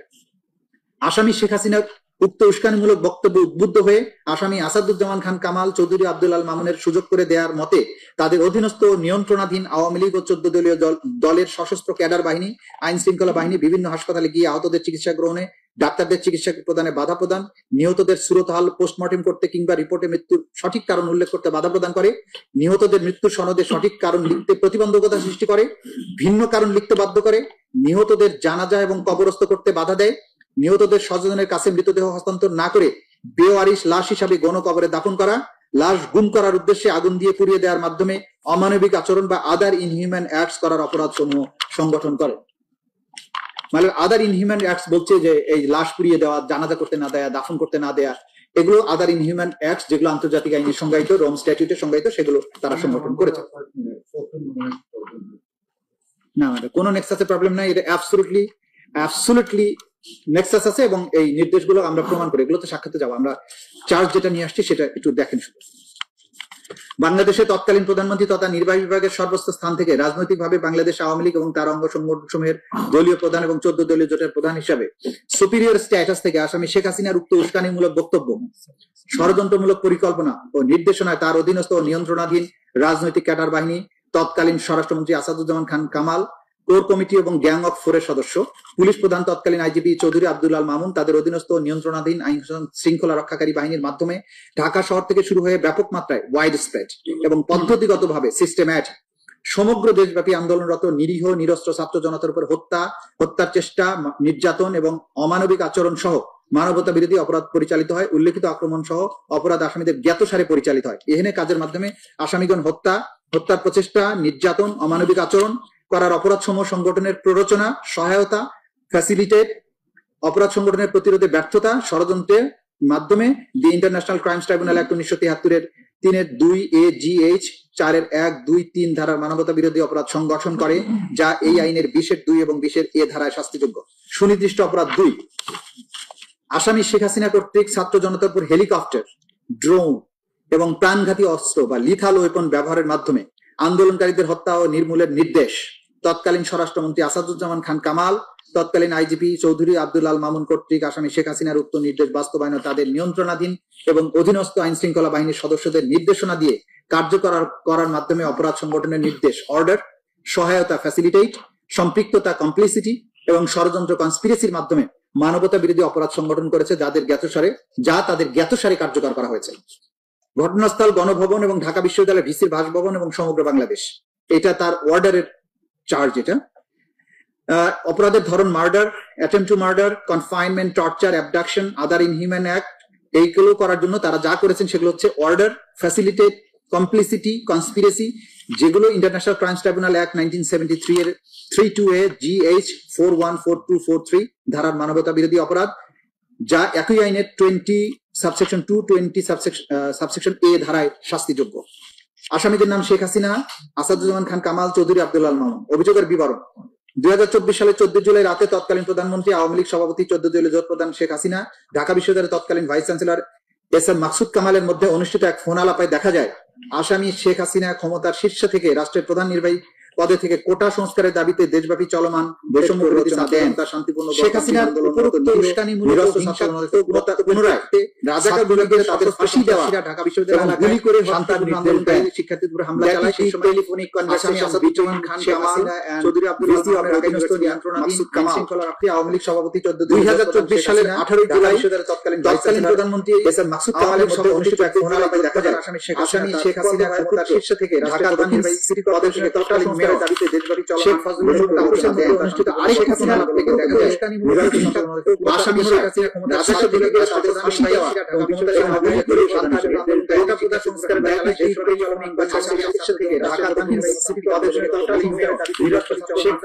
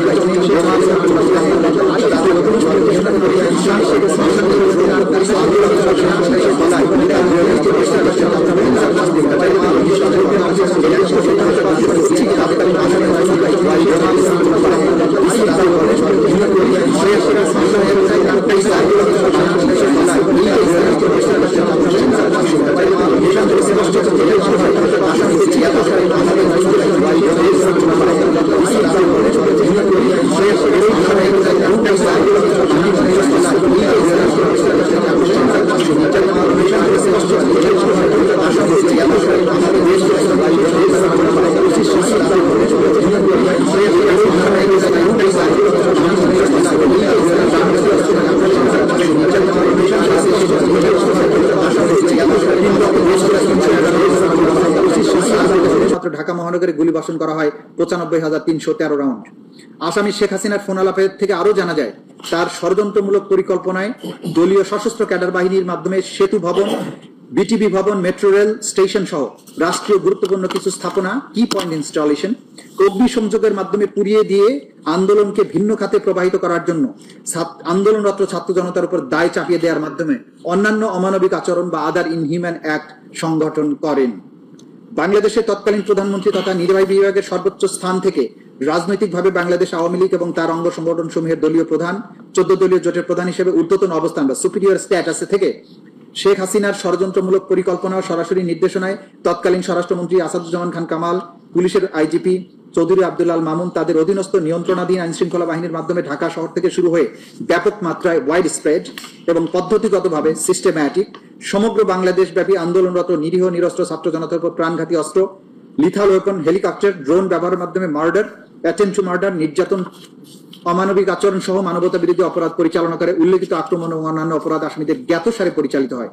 এহেন কাজের মাধ্যমে আসামিদের মার্ডার, অ্যাবডাকশন, কনফাইনমেন্ট, টর্চার, পরিকল্পিতভাবে অগ্নিসংযোগের মাধ্যমে রাষ্ট্রীয় সম্পদ ধ্বংস করে তারা দায় আন্দোলনকারীদের উপর চাপিয়ে দিয়ে অন্যান্য অমানবিক আচরণ বা আদার ইনহিউম্যান অ্যাক্টস করার নির্দেশ, প্ররোচনা, সহায়তা, সম্পৃক্ততা এবং ষড়যন্ত্রের মাধ্যমে the international crimes tribunals act 1973 এর 32A GH 4142 ধারার মানবতা বিরোধী অপরাধ সংগঠন করেছেন, যা একই আইনের 20(2) এবং 20(a) ধারার শাস্তিযোগ্য অপরাধ। সুনির্দিষ্ট অপরাধ 3, আসামি শেখ হাসিনার উস্কানিমূলক বক্তব্য এবং মারণাস্ত্র ব্যবহার করে আন্দোলনরত ছাত্র জনতাকে হত্যার নির্দেশনার প্রেক্ষিতে আসামি আসাদুজ্জামান খান কামাল, আসামি চৌধুরী আব্দুল মামুন সহ তৎকালীন সরকারের অন্যান্য ঊর্ধ্বতন কর্তৃপক্ষের প্ররোচনা, সহায়তায়, সম্পৃক্ততা, তাদের অধীনস্থ এবং নিয়ন্ত্রণাধীন আইন শৃঙ্খলা বাহিনীর সদস্য, সশস্ত্র আওয়ামী সন্ত্রাসী কর্তৃক ব্যাপক মাত্রায় এবং পদ্ধতিগতভাবে নিরীহ নিরস্ত্র ছাত্র জনতার উপর আক্রমণের অংশ হিসাবে 16 জুলাই 2024 খ্রিস্টাব্দে রংপুরে বেগম রোকেয়া বিশ্ববিদ্যালয়ের সামনে আগ্নেয়াস্ত্র দিয়ে স্বল্প দূরত্ব থেকে সরাসরি নিরীহ নিরস্ত্র আন্দোলনকারী ছাত্র আবু সাইদের বুক লক্ষ্য করে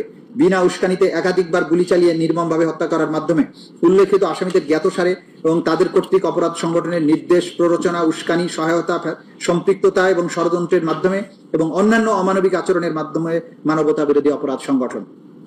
ঘটনাস্থল গণভবন থেকে নির্দেশে যেন গণভবন আর বেগম রোকেয়া বিশ্ববিদ্যালয় রংপুর 1 নম্বর গেটের সামনে ঢাকা রংপুর মহাসড়কের রোড ডিভাইডারের পশ্চিম পাশে আশপাশ এলাকা। ঘটনার তারিখ 14 জুলাই 2024 থেকে 16 জুলাই 2024 তারিখ অপরাধের ধরন মার্ডার, মৃত্যুর প্রকৃত কারণ গোপন করার উদ্দেশ্যে সুরতহাল রিপোর্টে মিথ্যা তথ্য সংযোজন করা। মানে এখানে আমি অ্যাড করতে চাই, এই পোস্টমর্টেম রিপোর্ট 4 বার তারা পরিবর্তন করতে বাধ্য করেছিল ডাক্তারকে। পোস্টমর্টেম রিপোর্ট বারবার পরিবর্তন, মিথ্যা বর্ণনা মামলা দায়ের করার মাধ্যমে অন্যান্য অমানবিক আচরণ করার অপরাধ সমূহ সংগঠনের নির্দেশ, প্ররোচনা, উস্কানি, সহায়তা, সম্পৃক্ততা, ষড়যন্ত্রের মাধ্যমে ইন্টারন্যাশনাল ক্রাইমস ট্রাইব্যুনালস অ্যাক্টের 32AGH 41423 ধারার মানবতা বিরোধী অপরাধ সংগঠন, যা একই আইনের 20(2) এবং 20(a) ধারার শাস্তিযোগ্য অপরাধ। আসামি শেখ হাসিনা, আসাদুজ্জামান খান কামাল এবং চৌধুরী আব্দুল আল মামুন। অভিযোগের বিবরণ,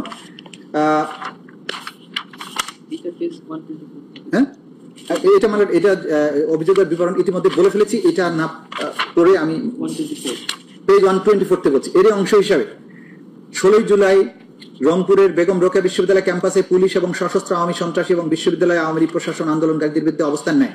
অপরদিকে বিশ্ববিদ্যালয়ের সামনে নিরীহ নিরস্ত্র ছাত্র জনতা বিক্ষোভ মিছিল শুরু করলে তাতে পুলিশ এবং আওয়ামী লীগ সশস্ত্র ক্যাডাররা ছাত্র জনতার উপরে নির্বিচারে গুলি চালায়। ফলে আন্দোলনরত ছাত্র জনতা গুরুতর আহত ও ছত্রভঙ্গ হয়ে গেল। সেই মিছিলে থাকা আন্দোলনকারী ছাত্র সমন্বয়ক আবু সাইদ তার অবস্থান ত্যাগ না করে দুহাত প্রসারিত করে দাঁড়িয়ে থেকে প্রতিবাদ অব্যাহত রাখলে রংপুর মেট্রোপলিটন পুলিশ কমিশনার, অন্যান্য পুলিশ কর্মকর্তাদের তত্ত্বাবধানে বিশ্ববিদ্যালয় প্রশাসনের উস্কানিতে SI Amir Hossain, police constable Sujan চন্দ্র রায় তাদের হাতে আগ্নেয়াস্ত্র দিয়ে স্বল্প দূরত্ব থেকে সরাসরি আবু সাইদের বুক লক্ষ্য করে বিনা উস্কানিতে একাধিক গুলি চালিয়ে তাকে নির্মমভাবে হত্যা করে। আবু সাইদ নিহত হওয়ার পর তার মৃতদেহ রংপুর মেডিকেল কলেজ হাসপাতালে নিয়ে যাওয়া হলে তার মৃত্যুর প্রকৃত কারণ গোপন করে গুলিতে তার মৃত্যু হয়েছে বিষয়টি উল্লেখ না করে মাথায় আঘাতজনিত কারণে মৃত্যু হয়েছে মর্মে সুরতহাল রিপোর্টে উল্লেখ করে। পোস্টমর্টেম রিপোর্টে গুলিতে নিহত হওয়ার তথ্য গোপন করতে পুলিশ এবং আওয়ামী সমর্থিত ডাক্তারদের চাপে ময়না তদন্তকারী ডাক্তারকে 4 বার রিপোর্ট পরিবর্তনে বাধ্য করা হয়। আবু সাইদের হত্যার জন্য দায়ী ব্যক্তিদের আড়াল করার উদ্দেশ্যে মিথ্যা তথ্য দিয়ে আবু সাইদের সহযোগী আন্দোলনকারীদের আসামি করে আবু সাইদ হত্যা মামলা দায়ের করা হয়। উল্লেখিত আক্রমণ সমূহ অন্যান্য অপরাধ আসামিদের জ্ঞাতসারে পরিচালিত হয়। এহেন কাজের মধ্যে আসামিগণ মার্ডার, মৃত্যুর প্রকৃত কারণ গোপন করার উদ্দেশ্যে সুরতহাল রিপোর্টে মিথ্যা তথ্য সংযোজন করা, পোস্টমর্টেম রিপোর্ট বারবার পরিবর্তন করা, মিথ্যা বর্ণনা দায়ের করার মাধ্যমে অমানবিক আচরণ করার অপরাধ সমূহ সংগঠনের নির্দেশ, উস্কানি, সহায়তা, সম্পৃক্ততা এবং ষড়যন্ত্রের মাধ্যমে দ্য ইন্টারন্যাশনাল ক্রাইমস ট্রাইব্যুনালস অ্যাক্টের 32AGH 41423 ধারার অপরাধ সংগঠন করে, যা এই আইনের 20(2) এবং 20(a) ধারায় শাস্তিযোগ্য।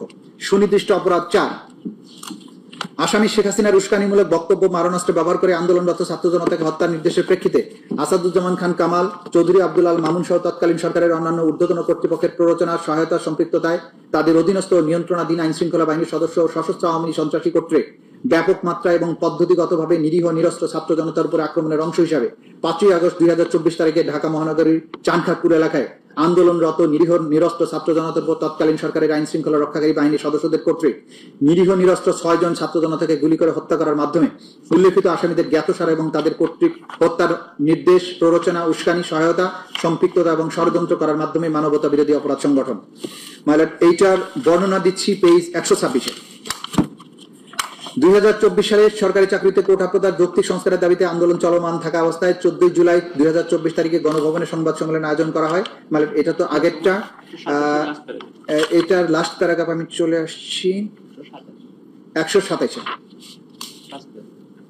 লাস্ট প্যারাগ্রাফ 127-এর লাস্ট প্যারাগ্রাফ থেকে। এর ধারাবাহিকতায় বৈষম্য বিরোধী ছাত্র জনতার আন্দোলনের কেন্দ্রীয় কমিটির মার্চ টু ঢাকা কর্মসূচি পালনের জন্য 5 আগস্ট সারা দেশ থেকে জনগণকে ঢাকায় আসার আহ্বান জানানো হয়। স্বাধীনতা পরবর্তী সময়ে বাংলাদেশের মানুষের মনে যে বৈষম্যহীন একটি সমাজ প্রতিষ্ঠার স্বপ্ন জন্মেছিল, তা বাস্তবায়নে গণতন্ত্র প্রতিষ্ঠার উদ্দেশ্যে মার্চ টু ঢাকা কর্মসূচি পালনের উদ্দেশ্যে বাংলাদেশের প্রতিটি অঞ্চল থেকে নিরীহ, শান্তিপ্রিয়, মুক্তিকামী মানুষ 5 আগস্ট ঢাকা অভিমুখে রওনা দেন। আসামি শেখ হাসিনা, আসাদুজ্জামান খান কামাল এবং চৌধুরী আব্দুল আল মামুন ষড়যন্ত্রমূলক পরিকল্পনা ও নির্দেশনায় আন্দোলন দমন করার সর্বাত্মক প্রচেষ্টার অংশ হিসেবে প্রাণঘাতী অস্ত্র বা লিথাল ওয়েপন ব্যবহার করে গুলি করার যে নির্দেশনা দেওয়া হয়, তা বাস্তবায়নে ঢাকার বিভিন্ন প্রবেশ মুখে ন্যায় ঢাকা মেডিকেল কলেজ হাসপাতাল সংলগ্ন চানখারপুল ও তার আশেপাশের এলাকায় প্রাণঘাতী অস্ত্র, চাইনিজ রাইফেল, অস্ত্রশস্ত্রে সজ্জিত পুলিশ বাহিনীর 40-50 জন সদস্য মোতায়েন করা হয় 5 আগস্ট সকাল থেকে। আসামিদের উক্ত নির্দেশ বাস্তবায়নের জন্য ডিএমপির তৎকালীন কমিশনার হাবিবুর রহমানের ওয়্যারলেস নির্দেশনার আলোকে যুগ্ম পুলিশ কমিশনার সুদীপ কুমার চক্রবর্তী প্রত্যক্ষ তদারকিতে ঘটনাস্থলে উপস্থিত অতিরিক্ত পুলিশ কমিশনার শাহ আলম মোহাম্মদ আক্তারুল ইসলামের সরাসরি তত্ত্বাবধানে তার অধীনস্থদের নির্দেশ প্রদান, সহযোগিতা, সুযোগ তৈরির মাধ্যমে সহকারী police commissioner Mohammad Imrul, police পরিদর্শক মোহাম্মদ আরশাদ হোসেনের নির্দেশে constable Sujan, constable Imaj, constable Nasirul Islam এর মাধ্যমে প্রাণঘাতী চাইনিজ রাইফেল দিয়ে সুনির্দিষ্টভাবে গুলি করে ঘটনাস্থলে শাহবাগ থানাধীন চানখারপুল ও সংলগ্ন বংশাল ও চকবাজার এলাকায় সকাল হতে দুপুর 2:30টার মধ্যে শহীদ শাহরিয়ার খান আনাস, শহীদ শেখ মাহাদি হাসান জুনাইদ ওরফে মুস্তাকিম, শহীদ মোহাম্মদ ইয়াকুব, শহীদ মোহাম্মদ রাকিব হাওলাদার, শহীদ মোহাম্মদ ইসমামুল হক, শহীদ মানিক মিয়া ওরফে শাহরিক সহ মোট 6 জনকে নৃশংসভাবে হত্যা করে। এহেন কাজের মাধ্যমে আসামিগণ মার্ডার করার নির্দেশ, অর্ডার, প্ররোচনা, অ্যাবেটমেন্ট, উস্কানি, ইনসাইটমেন্ট, সহায়তা, ফ্যাসিলিটেশন, সম্পৃক্ততা, কমপ্লিসিটি, ষড়যন্ত্র, কনস্পিরেসির মাধ্যমে the international crimes tribunals act 1973 এর 328 GH 414243 ধারার মানবতা বিরোধী অপরাধ সংগঠন, যা একই আইনের 20(2) এবং 20(A) ধারায় শাস্তিযোগ্য। সুনির্দিষ্ট অপরাধ 5, আসামি শেখ হাসিনার উস্কানিমূলক বক্তব্য এবং মারণাস্ত্র ব্যবহার করে আন্দোলনরত ছাত্র জনতাকে হত্যার নির্দেশনার প্রেক্ষিতে আসামি আসাদুজ্জামান খান কামাল এবং আসামি চৌধুরী আব্দুল আল মামুন সহ তৎকালীন সরকারের অন্যান্য ঊর্ধ্বতন কর্তৃপক্ষের প্ররোচনা, সহায়তা এবং সম্পৃক্ততায় তাদের অধীনস্থ এবং নিয়ন্ত্রণাধীন আইন শৃঙ্খলা বাহিনীর সদস্য, সশস্ত্র আওয়ামী সন্ত্রাসী কর্তৃক ব্যাপক মাত্রায় পদ্ধতিগতভাবে নিরীহ নিরস্ত্র ছাত্র জনতার উপর আক্রমণের অংশ হিসেবে 5ই আগস্ট 2024 ঢাকার আশুলিয়া থানার সামনে এবং আশেপাশে এলাকায় আন্দোলনরত নিরীহ নিরস্ত্র ছাত্র জনতার উপর তৎকালীন সরকারের আইন শৃঙ্খলা রক্ষাকারী বাহিনীর সদস্যদের কর্তৃক নিরীহ নিরস্ত্র 6 জন ছাত্র জনতাকে গুলি করে তাদের মধ্যে 5 জনের মৃতদেহ এবং 1 জনকে জীবিত এবং গুরুতর অবস্থায় আগুন দিয়ে পুড়িয়ে দেওয়ার অপরাধ, যা আসামিদের জ্ঞাতসারে সংঘটিত হয়েছে। উক্তরূপ হত্যার নির্দেশ, প্ররোচনা, উস্কানি, সহায়তা, সম্পৃক্ততা, ষড়যন্ত্র এবং অন্যান্য অমানবিক আচরণ করার মাধ্যমে মানবতা বিরোধী অপরাধ সংগঠন। এইটার বর্ণনাটা আমরা দিয়েছি পেজ 131-এর লাস্ট প্যারাগ্রাফ। এর ধারাবাহিকতায় বৈষম্য বিরোধী ছাত্র জনতার আন্দোলনের কেন্দ্রীয় কর্মসূচির মার্চ টু ঢাকা কর্মসূচি পালনের জন্য 5ই আগস্ট সারা দেশ থেকে ঢাকায় আসার আহ্বান জানানো হয়। স্বাধীনতা পরবর্তী সময় বাংলাদেশের মানুষের জন্য মনে যে বৈষম্যহীন সমাজ প্রতিষ্ঠার স্বপ্ন জন্মেছিল তা বাস্তবায়নের উদ্দেশ্যে গণতন্ত্র প্রতিষ্ঠার উদ্দেশ্যে মার্চ টু ঢাকা কর্মসূচি পালনের উদ্দেশ্যে বাংলাদেশের প্রতিটি অঞ্চল থেকে নিরীহ, শান্তিপ্রিয় ও মুক্তিকামী মানুষ 5ই আগস্ট ঢাকা অভিমুখে রওনা দেন। আসামি শেখ হাসিনা, আসাদুজ্জামান খান কামাল এবং চৌধুরী আব্দুল আল মামুনের ষড়যন্ত্রমূলক পরিকল্পনা ও নির্দেশনার আলোকে আন্দোলন দমন করার সর্বাত্মক প্রচেষ্টার অংশ হিসেবে প্রাণঘাতী অস্ত্র, লিথাল ওয়েপন মাধ্যমে গুলি করার যে নির্দেশনা দেয়া হয় তা বাস্তবায়নে স্থানীয় সংসদ সদস্য মোহাম্মদ সাইফুল ইসলাম, তৎকালীন ডিআইজি সৈয়দ নুরুল ইসলামের সরাসরি তত্ত্বাবধানে স্থানীয় পুলিশ ও আওয়ামী সশস্ত্র সন্ত্রাসীরা আশুলিয়া থানা এলাকায় জড়ো হওয়া ছাত্র জনতাকে বাধা প্রদান করে এবং গুলি করে হত্যা করতে থাকে। শেখ হাসিনার পতন এবং দেশ ত্যাগের পর মুক্তিকামী ছাত্র জনতা বিজয় উদযাপন করার জন্য রাজপথে নেমে আসলে আসামিদের পূর্বের নির্দেশের ধারাবাহিকতায় আশুলিয়া থানার আশেপাশে পুলিশ এবং আওয়ামী সশস্ত্র সন্ত্রাসীরা রাইফেল, শটগান, SMG সহ নানা ধরনের আগ্নেয়াস্ত্র সজ্জিত হয়ে বিজয় উল্লাসরত সাধারণ ছাত্র জনতাকে বেপরোয়া গুলি করে শহীদ সাজ্জাদ হোসেন সজল, শহীদ আসবুর, শহীদ চান্দিল মাহমুদ সুজয়, শহীদ বাইজিদ বোস্তামি, শহীদ আবুল হোসেন সহ মোট 5 জনকে হত্যা করে এবং 1 জনকে গুলি করে আহত করে। এরপর আনুমানিক বিকাল 4টা থেকে 5টার মধ্যে ওই সমস্ত পুলিশ এবং আওয়ামী সন্ত্রাসীরা শহীদ হওয়া 5 জন যথাক্রমে শহীদ সাজ্জাদ হোসেন সজল, শহীদ আসবুর, শহীদ তানজিল মাহমুদ সুজয়, শহীদ বাইজিদ বোস্তামি, শহীদ আবুল হোসেন সহ মোট 5 জনের মৃতদেহ এবং 1 জনকে জীবিত ও গুরুতর আহত অবস্থায় একটি প্যাডেল ভ্যানে হাত পা ধরে নিক্ষেপ করে একত্রিত করে। তারপর প্যাডেল ভ্যান থেকে 5 জনের মৃতদেহ এবং 1 জনকে জীবিত ও গুরুতর আহত অবস্থায় আরেকটি পুলিশের পিকআপ ভ্যানে উঠিয়ে উক্ত মৃত এবং জীবিত দেহগুলোকে পেট্রোল ঢেলে আগুন ধরিয়ে দেয়। গুরুতর আহত ব্যক্তিকে হাত পা নাড়াতে দেখলেও নিষ্ঠুর এবং বর্বর পুলিশ তাকে উদ্ধার না করে বা চিকিৎসার ব্যবস্থা না করে আরো জ্বালানি কাঠ আগুনে নিক্ষেপ করে 6 জনকে পুড়িয়ে অঙ্গারে পরিণত করে, যা আসামিদের জ্ঞাতসারে পরিচালিত হয়েছে বলে সহজে অনুমান করা যায়। এহেন কাজের মাধ্যমে আসামিগণ মার্ডার, টর্চার, মৃত ও জীবিত মানুষকে আগুন লাগিয়ে পুড়িয়ে অমানবিক আচরণ করার অপরাধ সমূহ সংগঠনের নির্দেশ, প্ররোচনা, উস্কানি, সহায়তা, সম্পৃক্ততা এবং ষড়যন্ত্রের মাধ্যমে the international crimes tribunals act 1973 32A GH 414243 ধারার মানবতা বিরোধী অপরাধ সংগঠন, যা একই আইনের 20(2) এবং 20(A) ধারার অপরাধ ধারায় শাস্তিযোগ্য। যেহেতু জুলাই 2024 বিপ্লব চলাকালে তৎকালীন প্রধানমন্ত্রী আওয়ামী লীগ সভাপতি শেখ হাসিনা, স্বরাষ্ট্রমন্ত্রী আসাদুজ্জামান খান কামাল, আইজিপি চৌধুরী আব্দুল আল মামুন, তার মন্ত্রী পরিষদের সদস্যবৃন্দ, সংসদ সদস্যবৃন্দ, আওয়ামী লীগ, যুবলীগ, ছাত্রলীগ, তাদের অঙ্গ সংগঠন এবং 14 দলীয় জোটের নেতৃবৃন্দ তৎকালীন আইন শৃঙ্খলা বাহিনীর ব্যক্তিগতভাবে, দলগতভাবে দেশব্যাপী নিরস্ত্র মানুষের উপর আক্রমণের মাধ্যমে যে মানবতা বিরোধী অপরাধ সংগঠন করে তা দেশি বিদেশি পত্রপত্রিকা, গণমাধ্যম, ইলেকট্রনিক ও প্রিন্ট মিডিয়ার মাধ্যমে ব্যাপকভাবে প্রচারিত হয়েছে এবং হচ্ছে, যা বাংলাদেশের জনগণ সহ আন্তর্জাতিক পরিমণ্ডলে সর্বজন বিদিত। তদুপরি উক্ত অপরাধসমূহ জাতিসংঘ সহ বিভিন্ন আন্তর্জাতিক সংস্থা কর্তৃক অনুসন্ধানে প্রমাণিত। উপরোক্ত অপরাধসমূহ কমন নলেজ ও জুডিশিয়াল নোটিশ হিসেবে গ্রহণ করার এখতিয়ার ইন্টারন্যাশনাল ক্রাইমস ট্রাইব্যুনালস অ্যাক্ট 1973-এর 19-3 ধারার অধীনে আন্তর্জাতিক অপরাধ ট্রাইব্যুনালের রয়েছে। যেহেতু আওয়ামী লীগ, যুবলীগ, ছাত্রলীগ সহ তাদের অঙ্গ সংগঠন এবং 14 দলীয় জোট রাজনৈতিক সিদ্ধান্ত নিয়ে নিরীহ নিরস্ত্র ছাত্র জনতার উপরে যে মানবতা বিরোধী অপরাধ সংগঠন করেছে তাদেরকে ক্রিমিনাল অর্গানাইজেশন বা অপরাধী সংগঠন হিসেবে গণ্য করার শামিল। যেহেতু তদন্ত প্রতিবেদন, দালিলিক এবং মৌখিক সাক্ষ্য প্রমাণ পর্যালোচনায় আসামিদের বিরুদ্ধে জুলাই বিপ্লব চলাকালে 14 জুলাই থেকে শুরু হয়ে 5 আগস্ট 2024 খ্রিস্টাব্দ পর্যন্ত বাংলাদেশের সংগঠিত মানবতা বিরোধী অপরাধের অংশ, যা international crimes tribunals act 1973 32A-GH 414243 ধারার অপরাধ প্রাথমিকভাবে প্রমাণিত হয়েছে, যা উক্ত আইনের 20-2, 20-A ধারায় শাস্তিযোগ্য। যেহেতু জুলাই বিপ্লব চলাকালে সারা দেশে পদ্ধতিগতভাবে সিস্টেম্যাটিক এবং ব্যাপক মাত্রায় ওয়াইড স্প্রেড আক্রমণ আসামিদের জ্ঞাতসারে নিরীহ নিরস্ত্র ছাত্র জনতার বা সিভিলিয়ান পপুলেশনের উপরে সংগঠিত মানবতা বিরোধী অপরাধের অংশ, সেহেতু অত্র মামলার বিষয়বস্তু মাননীয় ট্রাইব্যুনালের এখতিয়ারাধীন বিধায় এই বিচার নিষ্পত্তি করার ক্ষমতা মাননীয় ট্রাইব্যুনালের রয়েছে। এমত অবস্থায় প্রার্থনা মাননীয় আন্তর্জাতিক অপরাধ ট্রাইব্যুনাল ন্যায় বিচারের স্বার্থে ইন্টারন্যাশনাল ক্রাইমস ট্রাইব্যুনালস অ্যাক্ট 1973-এর 9-1 ধারায় আনুষ্ঠানিক অভিযোগ বা ফর্মাল চার্জ সম্বলিত আবেদন গ্রহণ ক্রমে তা আমলে বা কগনাইজেন্সে নিয়ে পলাতক আসামি শেখ হাসিনা, পিতা মৃত শেখ মুজিবুর রহমান, মাতা মৃত ফজিলাতুন্নেছা, টুঙ্গিপাড়া, গোপালগঞ্জ, আসামি আসাদুজ্জামান খান কামাল, পিতা আশরাফ আলী খান, মাতা আকরামুন্নেছা, ঠিকানা মণিপুরি পাড়া, তেজগাঁও, ঢাকা, আসামি চৌধুরী আব্দুল আল মামুন, পিতা মৃত আব্দুল মান্নান চৌধুরী, মাতা জিন্নাতুন্নেছা চৌধুরী, গ্রাম শ্রীহাইল, থানা সাল্লা, সুনামগঞ্জ, বর্তমান ঠিকানা ইস্কাটন, স্বপ্নধারা, রমনা, ঢাকা। এদের বিরুদ্ধে যথাযথ বিচারের মাধ্যমে উক্ত আইনের 20-2, 20-A ধারা মতে সর্বোচ্চ শাস্তি দান অথবা মাননীয় ট্রাইব্যুনাল অন্য যেরূপ বিবেচনা করবেন সেরূপ আদেশ দানে আজ্ঞা হয়। আইনের 20-A ধারা মোতাবেক আসামিদের সম্পত্তি বাজেয়াপ্ত করে ক্ষতিগ্রস্তদের অনুকূলে অর্পণ করার আদেশ দানের আজ্ঞা হয়। পলাতক আসামি শেখ হাসিনা, পলাতক আসামি আসাদুজ্জামান খান কামাল বোনদের বিরুদ্ধে অত্র মামলার গ্রেপ্তারি পরোয়ানা আগে জারি ছিল। নতুন করে যেহেতু মামলা আইসিটি বিডি কেস হিসেবে আজকে এখানে রেকর্ডেড হবে, তাদের বিরুদ্ধে নতুন করে গ্রেপ্তারি পরোয়ানা জারির জন্য আদেশ প্রদানের প্রার্থনা করছি। হাজতি আসামি চৌধুরী আব্দুল আল মামুন ঢাকার বিরুদ্ধে প্রোডাকশন ওয়ারেন্ট ইস্যুপূর্বক অত্র মামলায় গ্রেপ্তার দেখানোর আদেশ দানের জন্য আমরা প্রার্থনা করছি।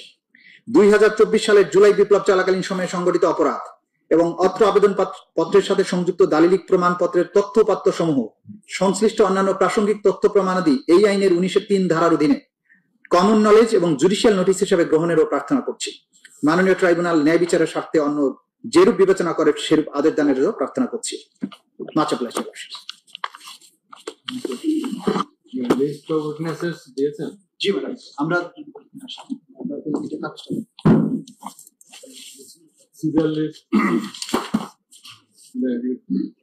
আমরা যেগুলো দিয়েছি এখানে সেটা হচ্ছে যে ফর্মাল চার্জের বাইরে সাক্ষী লিস্ট অফ উইটনেস দিয়েছি 81 জনের, তথ্যসূত্র দিয়েছি আমরা 5 খণ্ডে 2018 পৃষ্ঠার, জব্দ তালিকা এবং দালিলিক প্রমাণ দিয়েছি 8 ভলিউমে 4005 পৃষ্ঠায়, শহীদদের তালিকা দিয়েছি আমরা 10 খণ্ডে, সেখানে মোট পেজ হচ্ছে 8747 পৃষ্ঠা।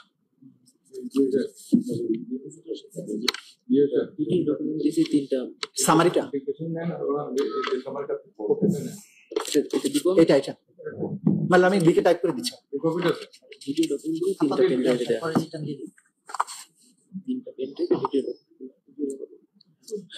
আর যে সমস্ত ভিডিও এবং অডিও ডকুমেন্টস আসে সেগুলো আমরা যথাযথ প্রক্রিয়ায় দাখিল করেছি, পেন ড্রাইভের মাধ্যমে, সিডির মাধ্যমে সেগুলো আমরা দাখিল করেছি, যেগুলো আদালতে আমরা এখানে প্লে করে, যেহেতু ডিজিটাল এভিডেন্স এখানে প্রদর্শন করা যাবে, সেগুলো আমরা প্রদর্শনের ব্যবস্থা করে সবকিছু ট্রাইব্যুনালে আমরা জমা দিয়েছি। এবং আলামত সমূহ, যে বুলেটস, পিলেটস, রক্ত মাখা জামা কাপড় যা কিছু আছে সবকিছু আমরা নিয়ে এসেছি, সবকিছুই আদালতে উপস্থাপন করা হবে।